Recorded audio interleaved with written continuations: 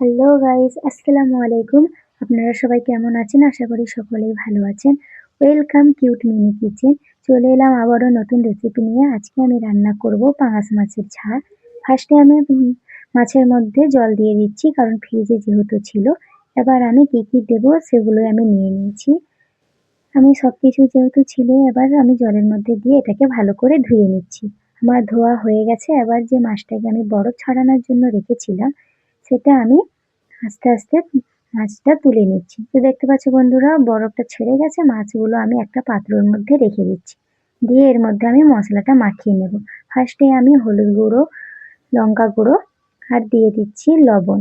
তো দেওয়া হয়ে গেছে। এবার আমি মাছটাকে ভালো করে হাত দিয়ে মাখিয়ে নেব। এখানে আমার মাখানো হয়ে গেছে। আর যেগুলো আমি রেখেছিলাম সেগুলো আমি এবার কুচিয়ে নিচ্ছি। আমি পেঁয়াজটা কুচিয়ে নিলাম। এবার আমি টমেটোও কুচিয়ে দিচ্ছি। তো হয়ে গেছে বন্ধুরা, দেখতে পাচ্ছ। এবার আমি রসুনটা দিয়ে ভালো করে বেটে নিচ্ছি। এখানে আমার রসুন বাটা হয়ে গেছে। এবার আমি আদাটাও ভালো করে বেটে নিচ্ছি।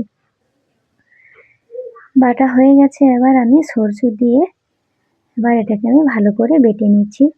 তো আমার বাটা হয়ে গেছে, দেখতে পাচ্ছ বন্ধুরা। সবকিছু বাটা